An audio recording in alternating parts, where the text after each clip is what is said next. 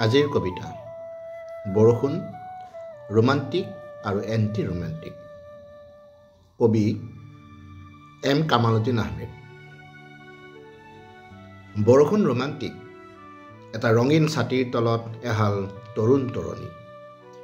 মৌচুমী বতাহে আদৰি অনা বৰষুণ। বৰষুণো তোৰ দৈৰ্ঘ্য বঢ়াই নে, লগে লগে হৃদয়ৰ তৰপ বাঢ়ি যাওক যুৱক যুৱতীহালৰ। কচুপাত দেখিলা মূৰত লৈ বৰষুণৰ সৈতে খেলি শিশুবোৰে ভাল পায়। জন্মতে কি সিহঁতে লৈ আহে ৰোমান্টিকতাৰ বীজ? ৰঙীন ছাতিৰ ওপৰখনেৰে বৰষুণৰ টোপালবোৰ বাগৰি বাগৰি গৈ খেতিয়কজনৰ পথাৰত পৰেগৈ। তেওঁৰ মুখৰ হাঁহিটোৰ আয়ুস এদিন বা দুদিন। গ্ৰীষ্মৰ শুকান বতাহে শুহি নিয়ে আটাইবোৰ পানী।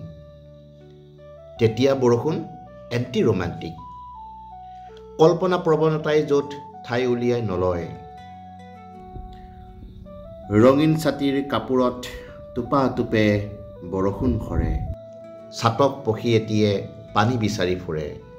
খেতিয়কজনে দুহাত মেলি প্ৰাৰ্থনা জনায়, অ' বৰষা দেৱী, বৰষুণ দিয়া, মোৰ বুকুৰ চৰাইটো সজীৱ হওক। বৰষুণ ৰোমান্টিক। ৰঙীন ছাতিৰ ছাট উজলি উঠে। কল্পনাৰ চৰাইটোৰ পাখি সৃষ্টি য'ত সাৰ পাই উঠে। খেতিয়কজনে ক'ব, মোহমুক্ত বৰষুণ ই এণ্টি ৰোমান্টিক। ই দিয়েও নিয়েও। তুমি আকৌ ক'ৰবাৰ পৰা ওলালাহি? বৰষুণৰ বাবে উদ্বাউল কোনখন পৃথিৱীৰ তুমি বাসিন্দা? ৰোমান্টিক নে এণ্টি ৰোমান্টিক?